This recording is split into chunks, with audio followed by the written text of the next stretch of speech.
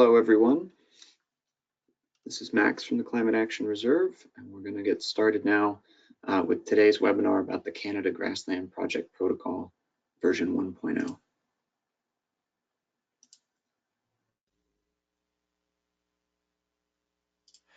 There are still some folks logging in right now on the onto the webinar, but we're going to go ahead and get started, and they can join in as they go.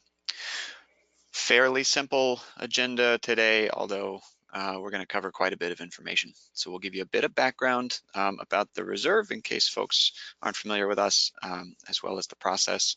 We'll go spend most of the time giving you an overview of how the protocol works, and then have some time hopefully at the end for audience questions.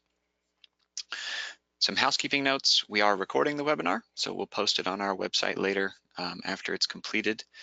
If you do have a question while I'm going, we've got everybody on mute. There's dozens of people logged in right now. So to avoid technical issues or background noise, we've got you all on mute. So please use the question panel that's over there in your webinar controls to put in your questions, and we will periodically take a look at the question panel, but we'll also have time, like I said, at the end.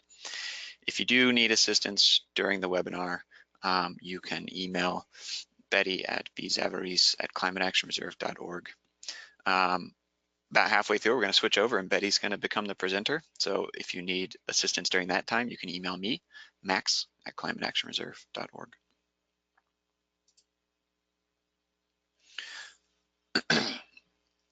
So the Climate Action Reserve, we're a nonprofit carbon offset registry founded in 2001. We work in voluntary and compliance carbon markets in North America. This map shows our projects around the US and Mexico. Doesn't show any projects in Canada because we don't currently have any projects in Canada. This protocol that we're going to talk about today is actually our first voluntary protocol in Canada. So we're very excited to expand this map and start showing some additional projects up north. The US Grassland protocol's been in place for a few years, so we do have several grassland projects in the US, here in Colorado, Montana, and Oregon. So some background on how we got to where we are today. Let's see, getting a little bit of echo. Okay, it's gone away. So the US Grassland Project Protocol first version was adopted in July of 2015. We began at that point a USDA Conservation Innovation Grant to do some pilot projects and some implementation work. So the first projects were finally submitted to the registry the following year in 2016. Also, as part of that grant, we started updating the protocol based on what we were learning through our outreach and the development of the pilot projects, and we adopted version 2.0 in January of 2017. Later that year, we issued the first CRTs, Climate Reserve Tons. Those are the credits that we issue in our voluntary program. So those were the first grassland credits. Also in 2017, we began adaptation of 13 different compliance offset protocols for the provinces of Ontario and Quebec. So we were under contract with Ontario for that work, and avoided grassland conversion was one of those. So we began adapting the US Grassland Protocol for use across Canada. That contract ended after the election in 2018, which ended the cap and trade program. But there was a lot of work that had already been done on the Grassland Protocol. So late 2018, the Canadian Forage and Grassland Association and Varesco Solutions decided to move forward with the voluntary version of the avoided grassland conversion protocol. They were able to put together some funding and bring us in to help with that adaptation. So we've been working in partnership over early 2019, drafting the protocol, meeting with the technical working group, going out through public comment, and the protocol was finally adopted in October of this year.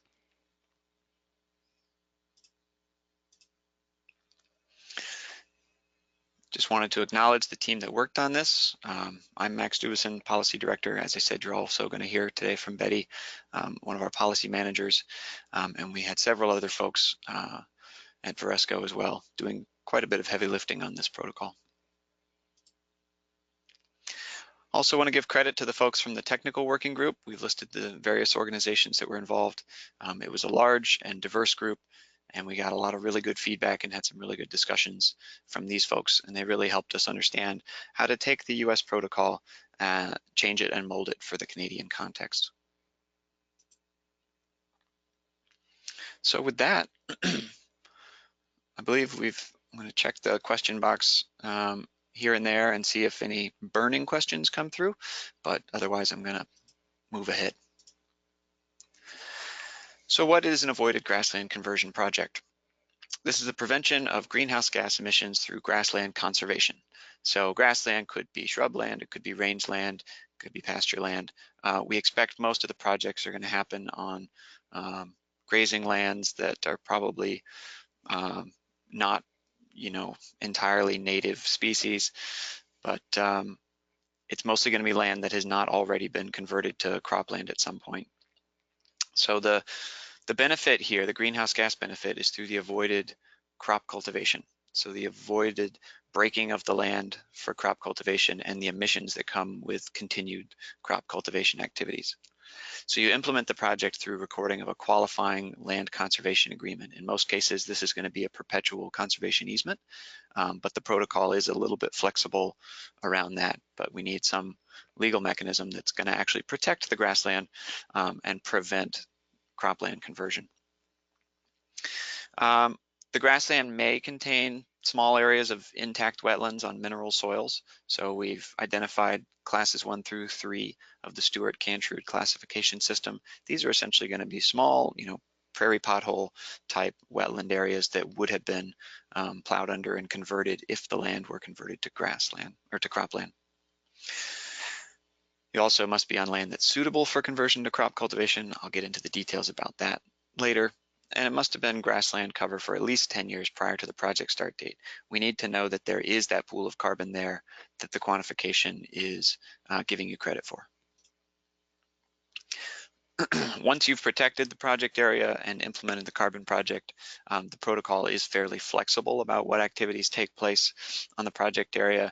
Essentially, nothing that's going to imperil the soil carbon stores that are below ground. And whatever you do above ground, you're going to have to account for the greenhouse gas emissions related to those activities. So any grazing, you're going to account for grazing emissions. If there's vehicle use, you're going to account for those fuel emissions.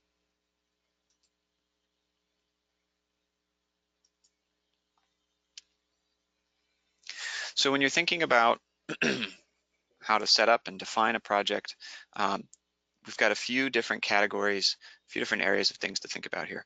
One is when you're looking at the project area and defining what is my project area, you're going to have one grassland owner and one easement holder. So you might have multiple parcels, you might have multiple conservation easements. We expect that the project area is not going to be completely coincident with the area of the conservation easement. So it will be a subset of that area, because you're likely going to have to exclude perhaps soils that weren't suitable for cultivation or existing building structures or roads, that kind of thing, that are going to get carved out of the project area. In terms of the entities that are going to have to be involved in the project, you're going to need to involve the landowner in some way, the easement holder. There might be a separate project developer, or it might be that either the landowner or the easement holder acts as the project developer. That is essentially, the entity that's going to be filling out forms and dealing with the carbon registry. And then there's a cooperative developer. So I'll talk about cooperatives a little bit more in just a second. Another really important consideration is the greenhouse gas reduction rights. So the protocol allows the greenhouse gas emission reduction rights to be separated from ownership of the land. Whoever owns the rights to the greenhouse gas emission reductions is the project owner. So this is a term throughout the protocol and in some of the legal documents related to these projects that identifies the entity that actually owns those greenhouse gas rights, and that is the entity that is then sort of liable to the reserve in terms of reporting and maintaining permanence and all those good things. What we found when thinking through the separation of greenhouse gas rights from ownership of the land is that there's essentially two parties that could potentially have a claim to those rights. One is the landowner and the other is the easement holder. So in some cases, it's not clear if that conservation easement transfers those rights over to the easement holder.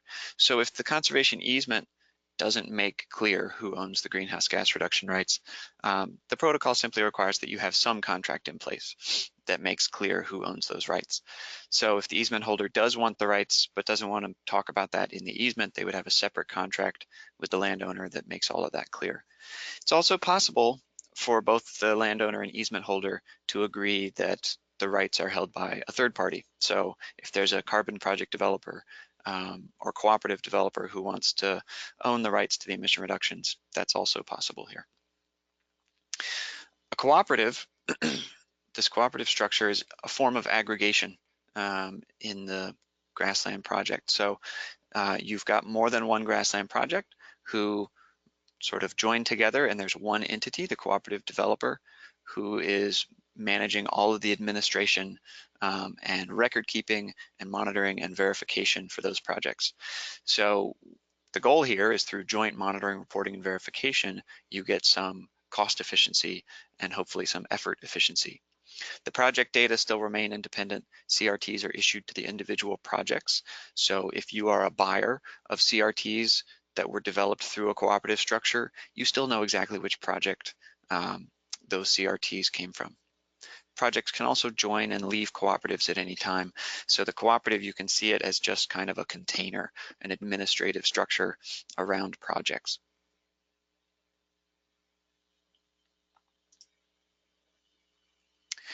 We've got a question that's come in here.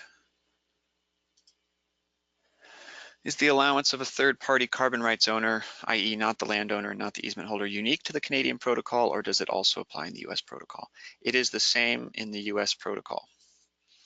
And in fact, a lot of what I'm going to talk about today is going to be the same across both the US and Canadian protocols. So I will try to call out things that are unique to the Canadian protocol, but otherwise they are mostly similar. So we talked a little bit about cooperatives. A couple other important points to note: there's no commingling of the project data and there's no codependence of eligibility.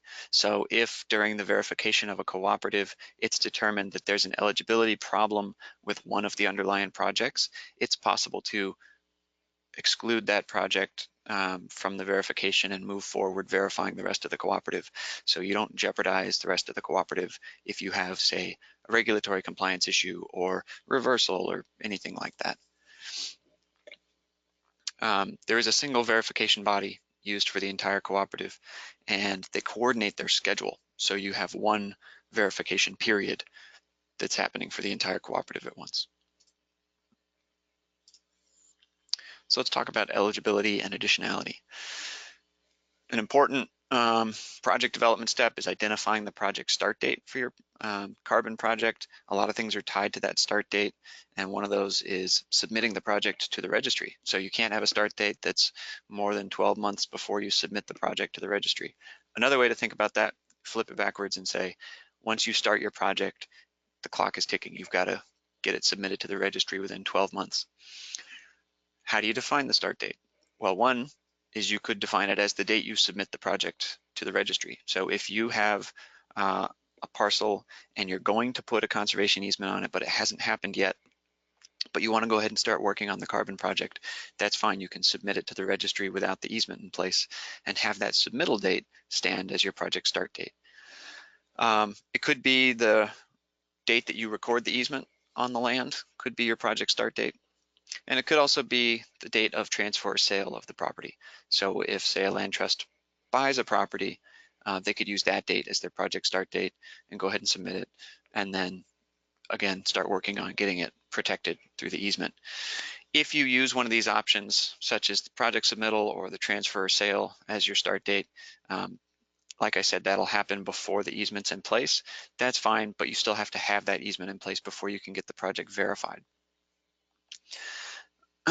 We are currently in a look-back period, so the sort of one exception to this 12-month rule that I mentioned at the beginning is, since the protocol is new and we've been working on this for a couple of years, We do offer this 1-year period where we will accept projects with start dates back to October 2017 because we've been publicly working on the Canada Grassland Protocol for the past 2 years.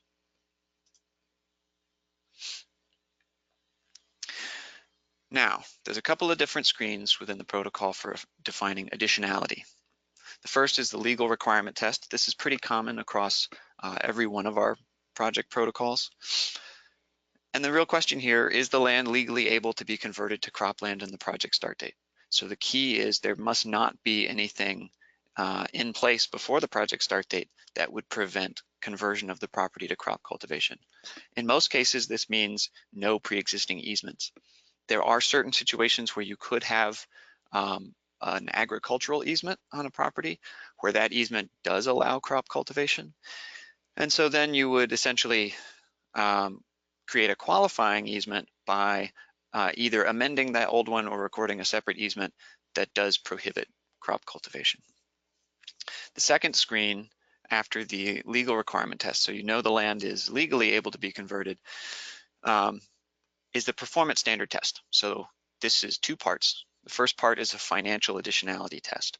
We want to know, is there a financial pressure to convert the project area to cropland? And then the second is a land suitability screen. We want to know, okay, there is a financial pressure, but is it actually soil that you would want to grow crops on? So let's dig into these a bit more. When we look at this financial test, it's sort of a default test. So we ask the question, how much more is the land worth as cropland versus grassland? And we define that as the cropland premium. So what is the value of the cropland premium? And this is conceptually how you would calculate that. You take your cropland value minus your grassland value. So you find the difference between the two and then divide it by the grassland value. That tells you how much more it would be worth as cropland as a percentage. And then we've laid out these thresholds for this cropland premium. These are the same thresholds as are present in the US protocol. These thresholds have been in place in one form or another since the early 2000s when we developed our forest avoided conversion protocol. They've been adapted for a couple of different grassland protocols over time. 100% cropland premium means the land is worth twice as much as cropland than it is as grassland. If you are at or above that premium, you are eligible and you take no discount. 40%, anything below 40% is considered non-additional, as in not a high enough pressure to be considered financially additional. So any cropland premium below 40% is not eligible. Anything between those two, between 40% and 100%, is eligible, but we do apply a sliding scale discount. We call this the discount for the uncertainty of baseline conversion. And that discount ranges from 0 here at the top, at the higher premiums, to a 50% discount here at the lowest end. In order to figure out your cropland premium, you would obtain a certified real estate appraisal, and that identifies both the cropland value and the grassland value. In the US, we do have a default version of this test where we were able to rely on county level rental rates that are published by the federal government on an annual basis. We weren't able to access any sort of nationwide data set that was similar to that in Canada, so we don't currently have a default approach to this beyond using the certified real estate appraisal. This is something that in future versions of the protocol, we'll continue to look for data that we could use to add in a default option here.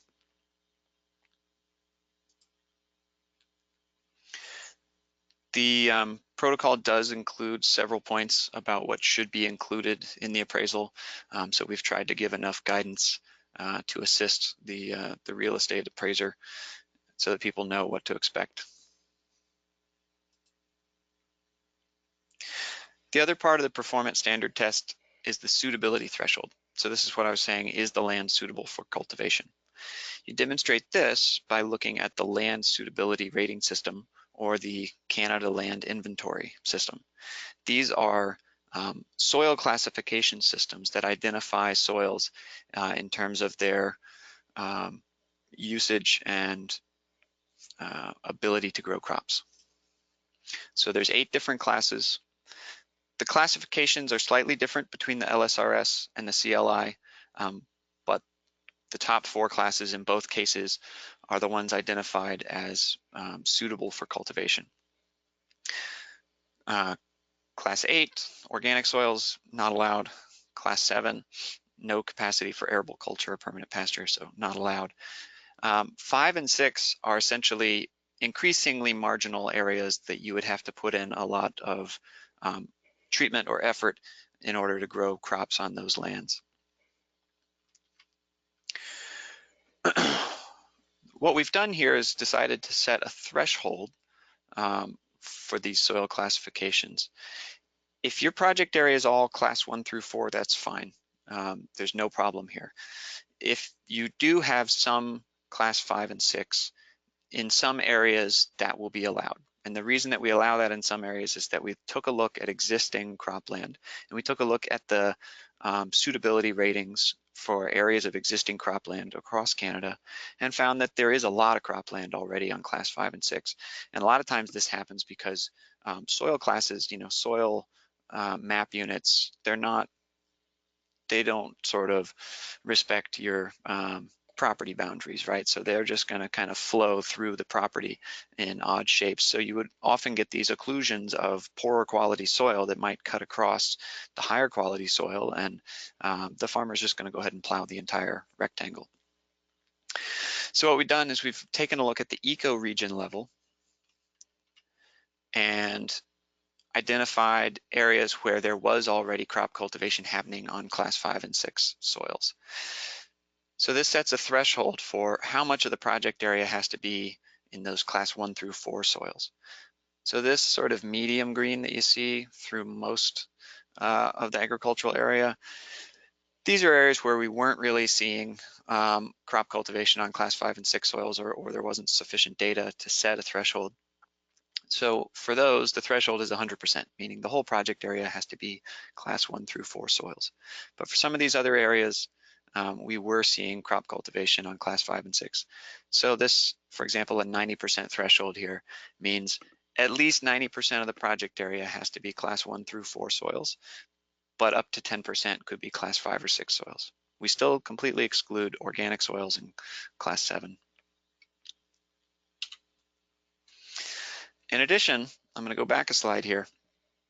In addition to this default test, and there's a table in the protocol with each ecoregion showing you what the threshold is for that ecoregion. We also offer the option for a local cropland assessment. So you would use this if your project area is perhaps in one of those ecoregions with 100% threshold, but you believe that farms in your area are actually converting poorer quality soils. And so in those cases, you'd choose several actively cultivated farms in the same ecoregion within a 200-kilometer radius of the project area and assess their soil suitability. So you'd go through a geospatial mapping exercise with the soil maps and the farm boundaries, and you'd assess what is the soil suitability rating of those farms, and you could build out your own threshold in that regard. If any project thinks they want to develop their own local cropland assessment, we ask that they contact us first and let us help them through the process. I'm going to take a pause here and see the question box. Is the LSRS adjusted to take into account new crop varieties that can now be grown well in marginal soils? So the rating that we've got here, let me show you, for this analysis is based on the CLI because it's more widely available in terms of the geospatial data that we needed for this analysis. So if somebody wanted to do, the LSRS focuses in more on the specific crops, right? So it might be, I guess the answer is maybe. So if you're doing assessment for a local area, yeah, it might come out a little bit differently than what we've got here. Okay, So let's move on to the fun topic of credit stacking, credit and payment stacking, and what we call concurrent legally binding agreements. So the idea here is, how does it work in relation to the legal requirement test if you are entering another program at the same time that you are putting in place a carbon program? Can you do both on the same property? The answer is maybe. If it's what we call a concurrent agreement, so essentially doesn't go into place more than 6 months prior to the project start date, then that's fine. It won't necessarily violate the legal requirement test. If it happens after the carbon project is in place, and then that's usually okay as well. So it can get a little bit complicated depending on what type of payment or what type of credits you're seeking on the project area, and whether it covers the whole landscape or whether it's just covering certain portions or certain activities. There's a lot more detail about this in the protocol. The moral of the story is generally come talk to us about each case-by-case basis, and we can help sort it out with you.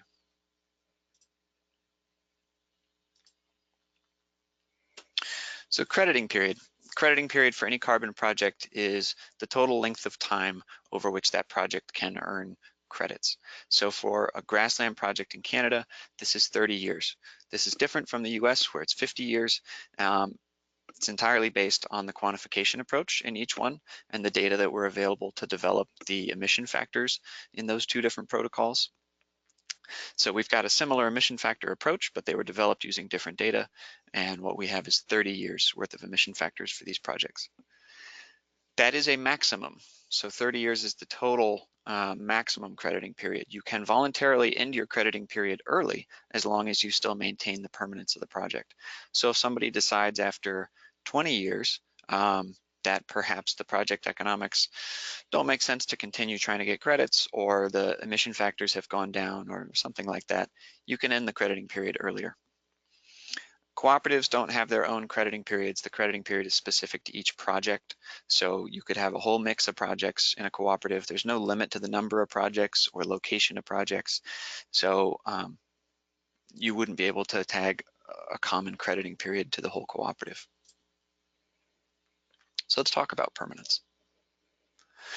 An important thing to keep in mind up front is that CRTs are ultimately retired or used as offsets. That means for every CRT that is retired in our program, somewhere else in the world, somebody is emitting a ton of CO2e. So for example, if you're using offsets to offset air travel, there's going to be those direct CO2 emissions from that airplane. Those are going to go into the atmosphere and they're going to be there effectively forever. So we want to balance out the impact with impact, right? Positive impact and negative impact. We're not going to balance forever with forever because that would be impractical. So we've defined forever as 100 years. Now, to many, still sounds impractical, but it's far more practical than forever. So in order to be a credible emission reduction, we need to maintain the permanence of offsets. When we're talking about stored carbon, that means storing that carbon for 100 years after the credit is issued.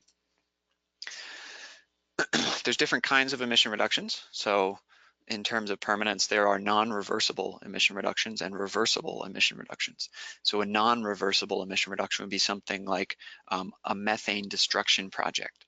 So in that case, you're not having to store or capture the greenhouse gases over the long term. Once you destroy that emission, it's destroyed forever. If you avoid fertilizer use, for example, you avoid that N2O forever. Reversible emission reductions, things like land use projects, grassland and forestry, you're actually storing that carbon in soil or biomass, and it can be released at any time. So we need to put in place permanence mechanisms to make sure that they remain comparable to non-reversible credits. Now, that was complicated. I'm going to make it more complicated. There's also a time value to that carbon storage. So when I say that the CO2 is in the atmosphere forever, it doesn't have the same radiative forcing over that entire period. So on this 100-year time scale, this is the radiative forcing benefit essentially of taking a ton of carbon out of the atmosphere. And we reach what we call 1 here at 100 years. And the point here is that it's not that you have no benefit for 100 years and then you accrue that 1 benefit. There's actually an incremental benefit every year that you maintain that storage, approximately 1%. This is not a straight line, but in order to smooth it out and make it more practical in the protocol, we're going to treat this like a straight line. So when you factor that in, it means 2 things. It means, number 1, reversals get less significant over time. So if you reverse your ton early in the project, then you've accrued almost no atmospheric benefit. But if you reverse your ton halfway through your permanence commitment, you've actually achieved about half of that atmospheric benefit. So we shouldn't count those reversals as the same. What that means to you as a project is that the longer you stay in, the longer you maintain the permanence, the less you will be penalized for a reversal. It also means that there's an opportunity to develop alternative crediting approaches that will allow people to get into the program without making that 100-year commitment, which is, for some people, too high of a hurdle. So to that end, we've offered 2 different options in the protocol. And this is one place where the protocol diverges from the US protocol. This is based on our Mexico forest protocol. So those of you familiar with that one, this will look familiar. Ton-ton accounting is how the US protocol works, and that's how most of these offset protocols work when crediting for carbon storage. So you get the full credit value when you go through verification. You get a ton out of the atmosphere today, you get 1 credit for it. But you make a 100-year commitment to maintaining that ton, to maintaining that carbon storage. So you've got a higher cost up front in terms of you had to make that long-term commitment. So there's that cost, that opportunity cost. And you've also got this reversal risk now that you're taking on, but you get a higher reward, because you get all of your credit right when you accrue it. So there's that buffer pool contribution, and over time there's a higher risk of reversals. As I said, those reversals do get discounted as you maintain that permanence. Now with ton-year accounting, we instead rely on that time value of the radiative forcing. So we do require at least a 20-year minimum commitment at the outset of the project. We don't require that you renew that commitment every year. We don't require any additional obligation beyond the initial 20 years. But the quantity of credits that you receive each year that you go through verification is in direct proportion to the number of years you have committed to permanence beyond that verification. So in year 1, if you've made a 20-year commitment, you'll get 20% of year 1's credits. When you're out of that 20-year commitment, if you don't make any additional commitment, let's say in year 21, you'll only receive 1% of that year's emission reductions. You'll also receive 1% of the emission reductions for every year that's in the past, because you've now extended the permanence of those historical years by another year. So there is a built-in incentive to stay in the program under ton-year accounting, because as you stay in, you continue to get payments for past emission reductions. So crediting on an annual basis is far lower under ton-year accounting, but the timeline for crediting extends farther out. You'll receive credits every year for a longer period of time. So there's a lower upfront cost, lower opportunity cost, lower commitment, lower reversal risk, and that's balanced with lower reward, lower credit issuance, and the delayed reward. Over the entire project lifetime, the crediting period plus the permanence period, you would get the same exact number of credits under either one of these options. Now, regardless of which option you take, and regardless of your actual number of sort of obligation for reversals and permanence, how do we compensate for reversals?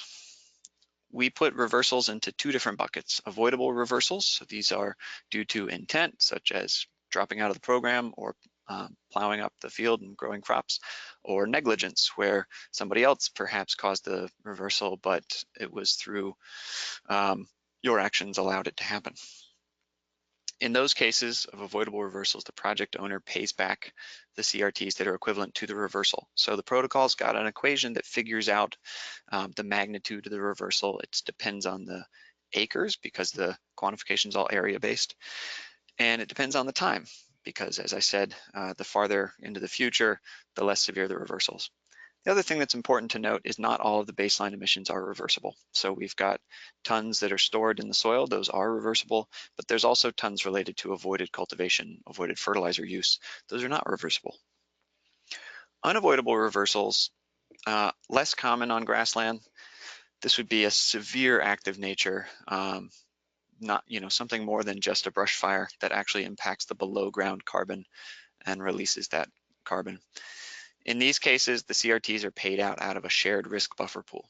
So every project deposits into the buffer pool between 2 and 16.5% of their baseline emissions that are based on standardized risk factors. So the protocol's got a table of risk factors, tells you how to figure out what your buffer pool contribution is going to be. The ton-year accounting projects do make a buffer pool contribution, but again, it's reduced depending on the time value of the commitment. Okay, at this point, I believe I'm going to turn over to Betty Zavarese, and I'll continue to switch the slides. So Betty, are you on the audio? Yes, I am. Thank you. Okay, great. And I'll keep monitoring the question box. And if a burning question comes up, I'll let you know. Otherwise, we'll hold them till the end. Okay, thank you. Okay, so yeah, now I will talk about what are the relevant legal instruments in this protocol. Can we go on the next slide, please? There are 3 relevant legal instruments. One is the Qualified Land Conservation Agreement. This is the mechanism by which conversion is avoided and permanence maintained. By this, we mean it's most of the time it takes the form of an easement. And as Max mentioned, it could be permanent easement, so the one under 100-year permanence, or 20-year easement to work under ton-year accounting. The second relevant instrument is the Greenhouse Gas Reduction Rights Contract. This is the document that establishes who is the owner of the credits or the project owner. It involves the landowner and the easement holder, and sometimes if there is a third party that would be the owner of the credits, that person or entity would be part of that contract. And the third instrument is the Project Implementation Agreement. It's an agreement established between the reserve and the project owner, and it's an instrument that allows for the reserve to be assured that monitoring and reporting will continue after project issuance. It's an instrument that supports the permanence of the credits over time.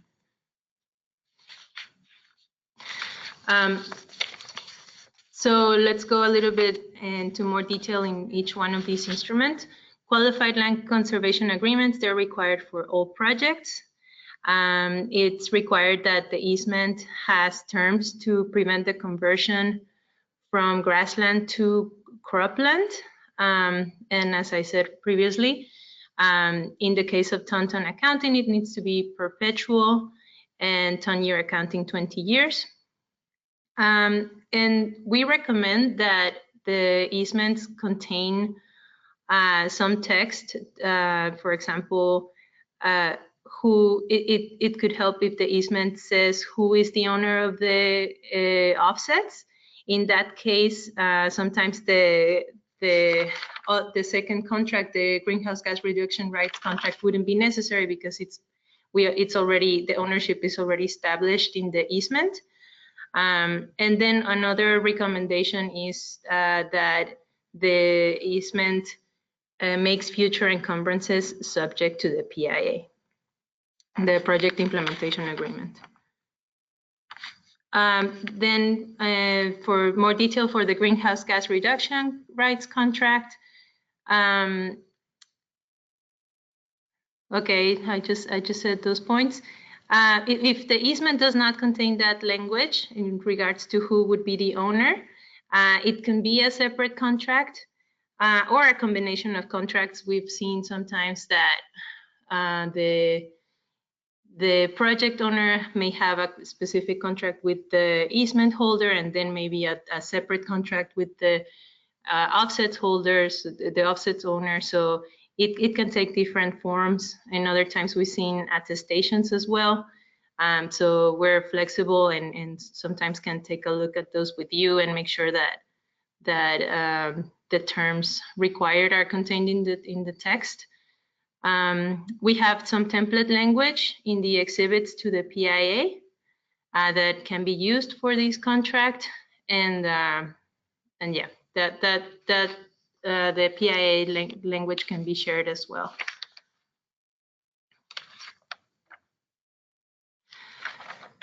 The project implementation agreement is, as I said, it's signed between the project owner and the registry.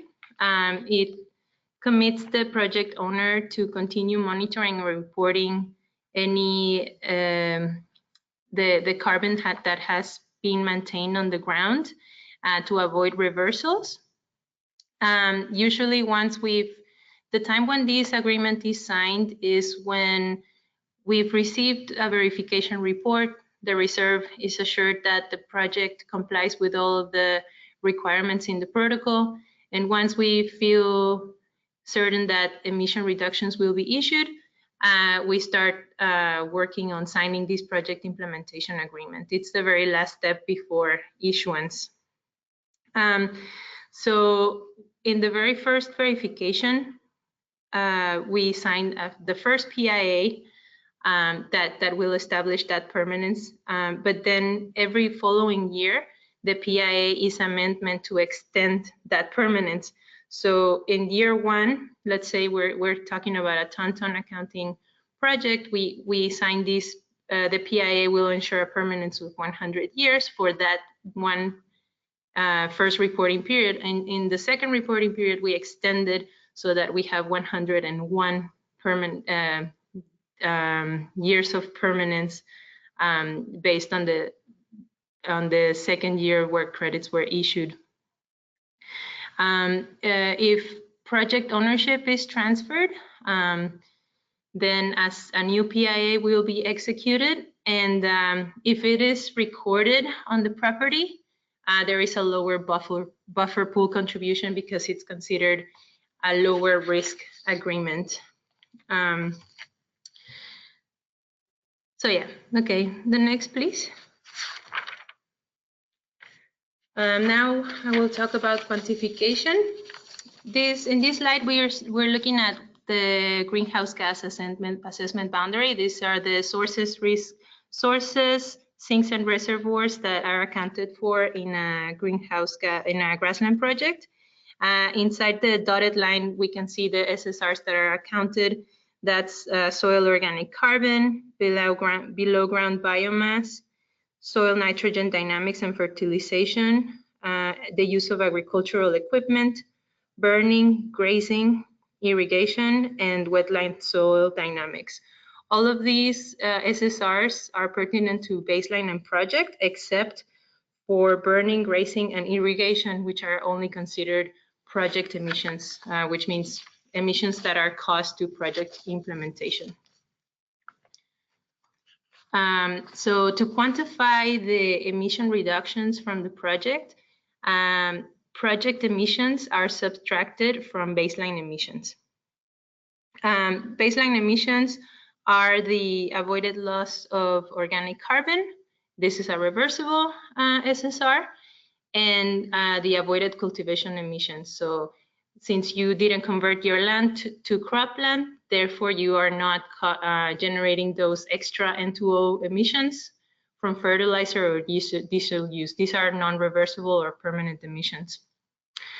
The project emissions, like I mentioned earlier, include all those related to the implementation of the project, grazing, electricity and fossil fuel use, burning, fertilizer use, and also leakage, which I will explain in more detail later.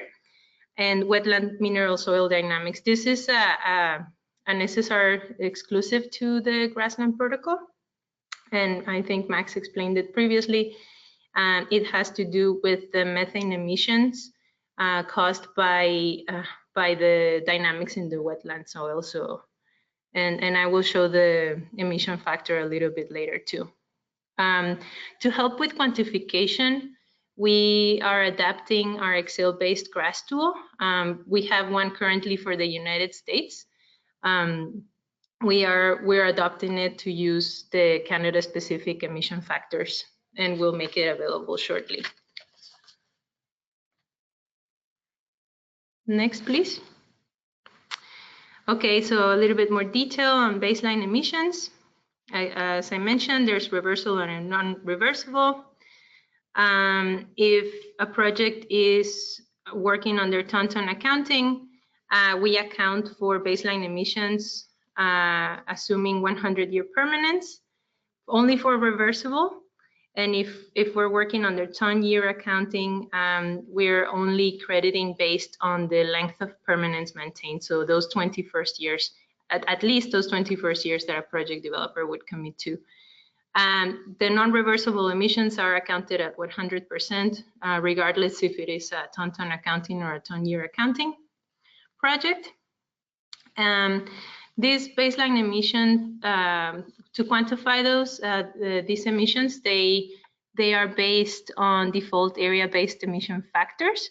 So we've worked to develop different strata, stratifying the territory of Canada based on, which I will explain in the next slide, on climate, geographic conditions, and soil texture. And so basically, a project would determine what acreage they have in each strata, and then use lookup tables to identify what is the emission factor for their project.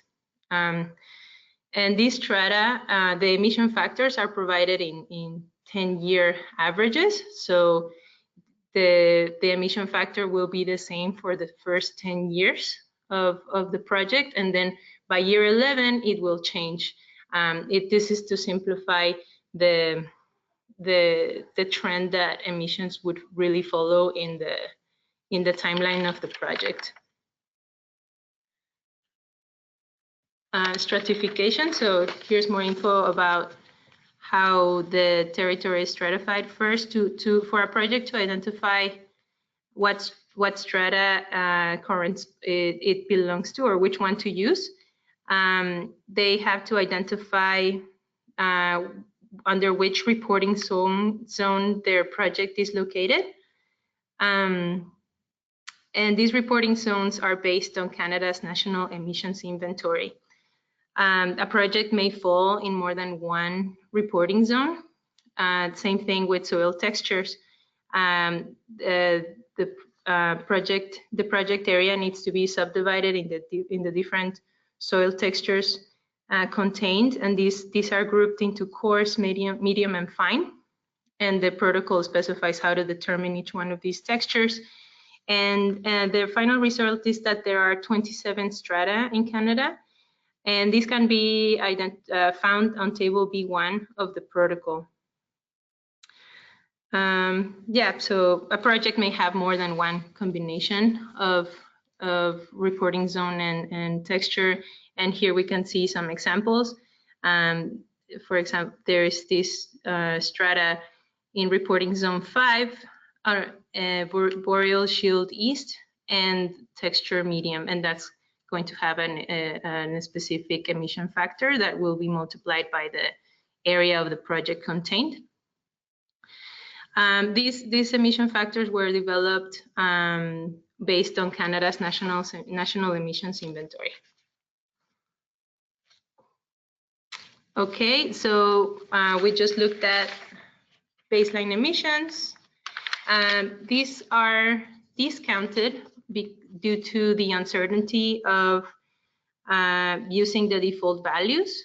There's two types of discounts. One is the uncertainty of actual baseline conversion, like how likely is it really that the land would have been converted in the absence of the project. And it's related to the financial additionality test. It's only applied to projects that have a cropland premium below 100. And it's a sliding scale on with how much of the discount is applied to the baseline emissions. And then the second discount is related to the uncertainty of modeling future practices. So with time, we are less certain that of the specific cropping activities that would have happened in the project. We're making assumptions on today regarding what would happen 30 years in the future. So it's more uncertain as we move forward in time. So this discount is a fixed value indexed to 2019. At the beginning of the project, or today, it's 101%.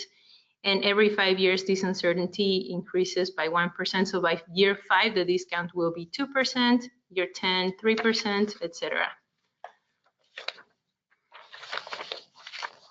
Okay, so project emissions, those that are cost to project implementation. There is the ones from grazing.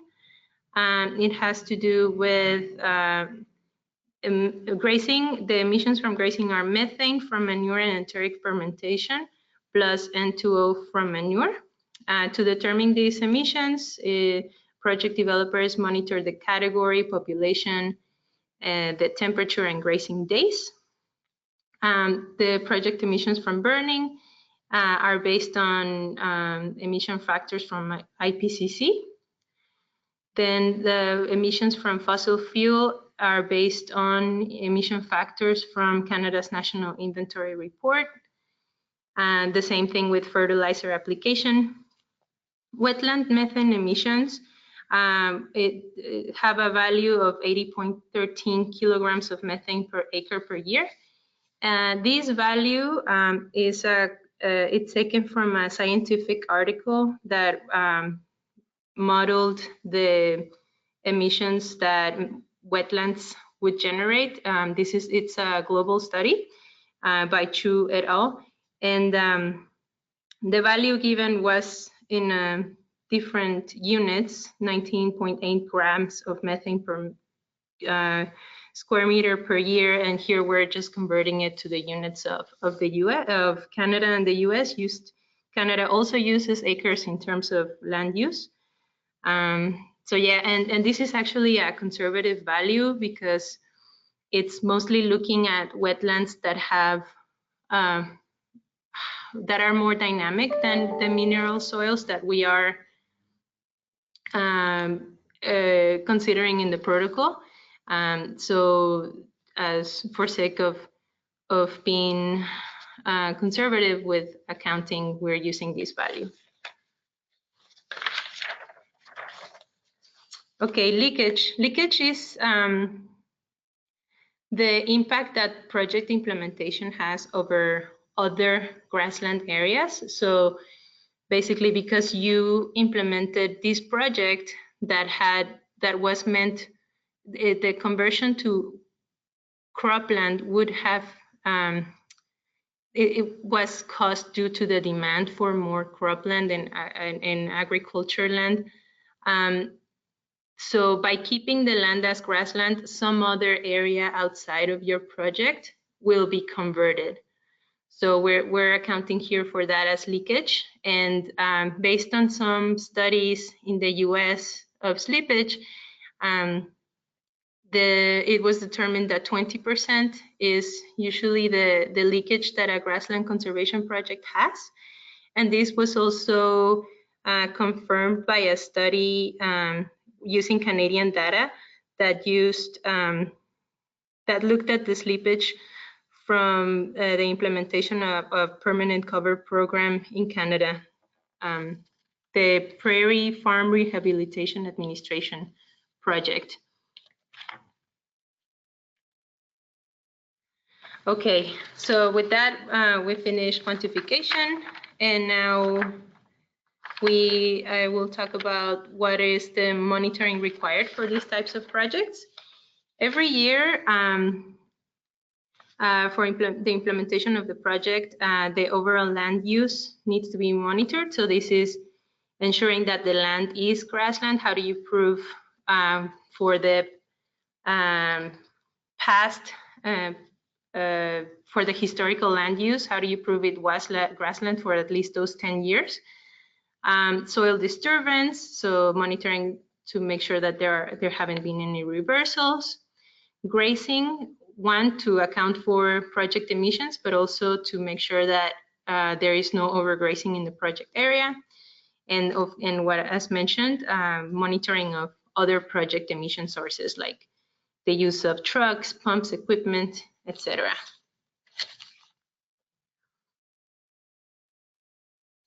The next, okay.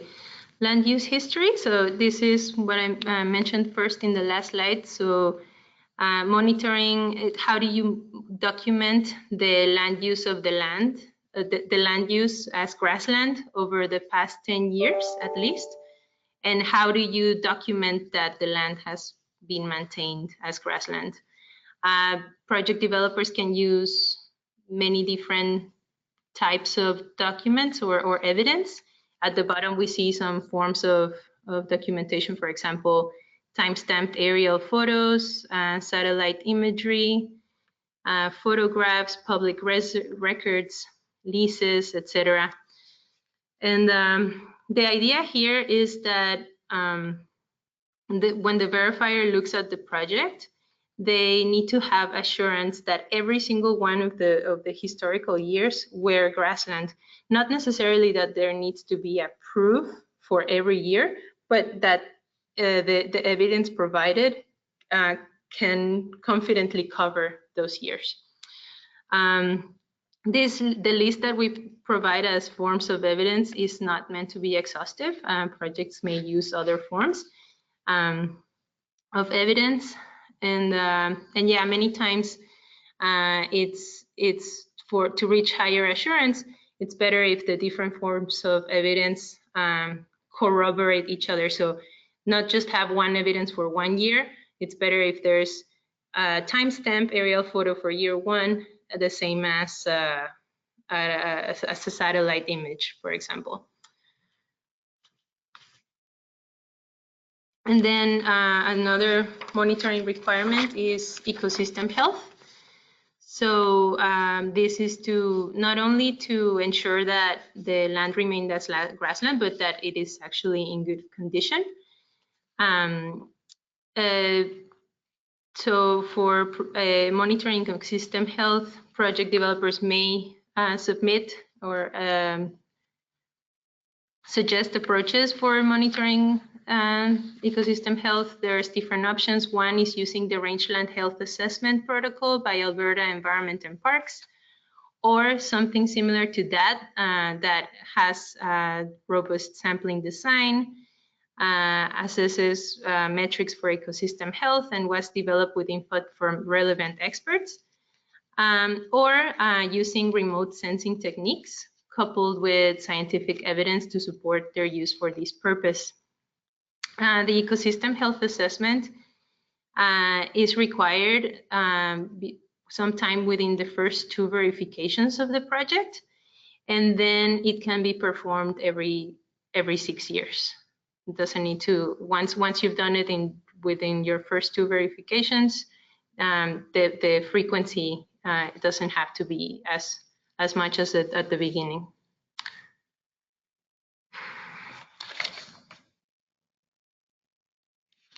Okay, and so here, monitoring of grazing for quantification of project emissions.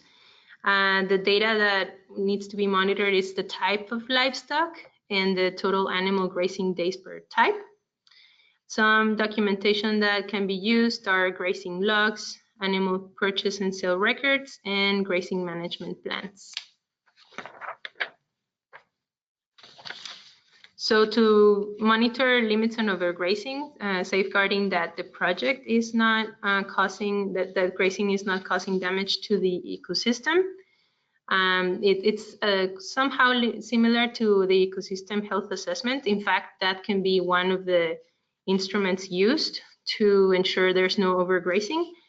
Another mechanism is to have terms in the conservation easement or land conservation agreement that that require there is no overgrazing. As easements are many times monitored, that's considered a enforcing mechanism to prevent overgrazing.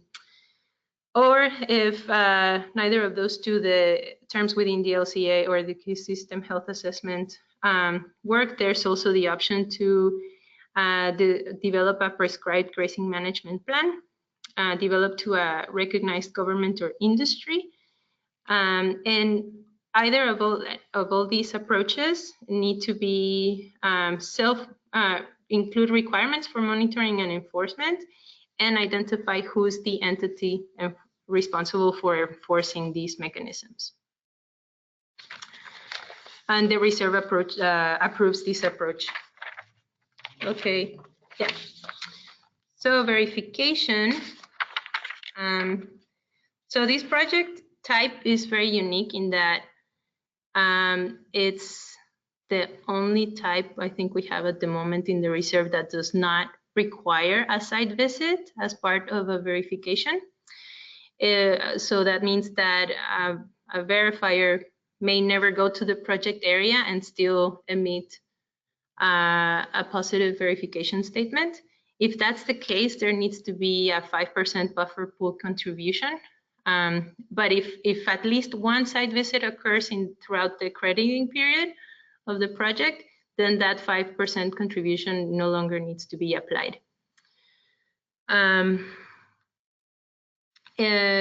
So how does having a verification without a site visit work? They need to rely on documentation options for evidence of land use, what I mentioned previously, and it's just very easy to confirm that the land is grassland via remote sensing. For example, here we have a photo of a site visit where we're looking at the grassland, and basically you look into the horizon and see, yes, the land is grassland, but there's not much more to see. So yeah, and also verification requires the review of documentation for project emissions, such as like grazing, burning, etc. Okay, so now we're going to talk about the cycles for reporting and verification. So we have two different terms in the Grassland protocol. The reporting period is the length of time over which emission reductions are quantified. In the very first reporting period may cover up to 24 months. And then after that, every other reporting period may cover no more than 12 months, so yearly. The verification period is the length of time over which emission reductions are verified. So this means that a verification may cover more than one reporting period per project. And yeah, the initial verification is for only one reporting period, and then afterwards it can cover more, up to 6 reporting periods at once. It's recommended that projects follow a calendar cycle, but it's not required. In this slide, we see graphically the time period for grassland projects. So a project may be of up to 130 years. So that could be its whole lifetime. The crediting period can be 30 years. And then, and by the way, this is a ton-ton accounting scenario. And the permanent year period is 100 years. There's only verifications during the crediting period. And we can see in the box in the bottom how verification periods can cover reporting period. This is when you are extending verifications as much as possible. Of course, if a project developer prefers, verifications can happen on a year-by-year basis. This is just the scenario where verification is made the most cost-effective, so that the costs for verification are stretched as much as possible for credit issuance.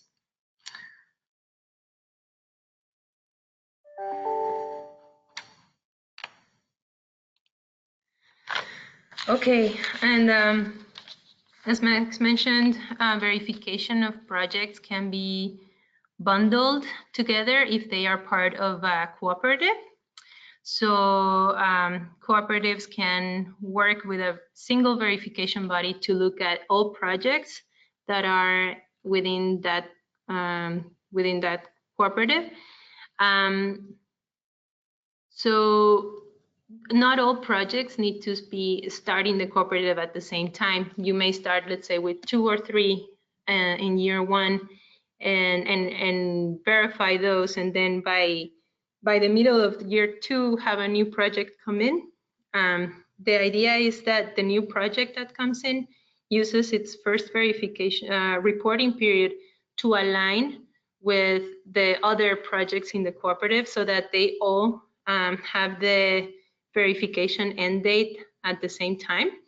And then that way, from then on, all projects continue to be verified on the same yearly basis or 6-year basis. The reporting periods align, and projects can be verified under the preferred frequency. If projects individually cannot meet the protocol requirements, they can report 0 credits during a specific period of time. Let's say, very unlikely that a project had a legal regulatory compliance issue, which is very rare for grassland projects, but that project wouldn't be able to have credits issued. It wouldn't affect the rest of the projects in the cooperative. They would just not claim any credits during that year until the issue is solved. They can rejoin the verification of the projects. And yeah, I think with this, I finish verification, and we'll open up the floor for questions. Great, thank you, Betty. Yeah.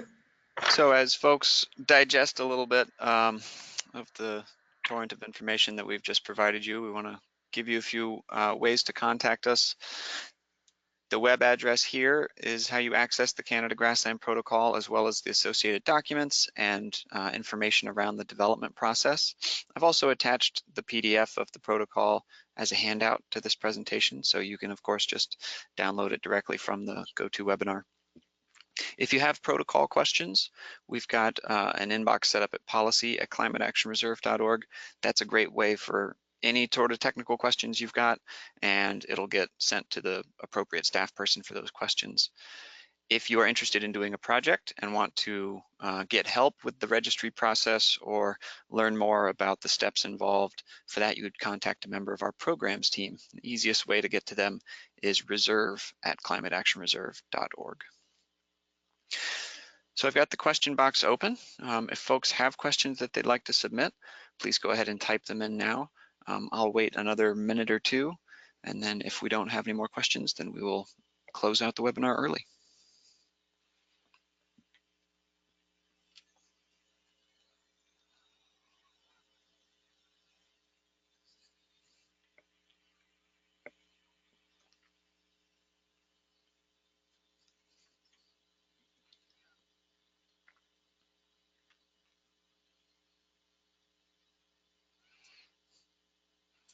Okay, well, it seems that perhaps we've answered everybody's questions, or maybe you're all still digesting.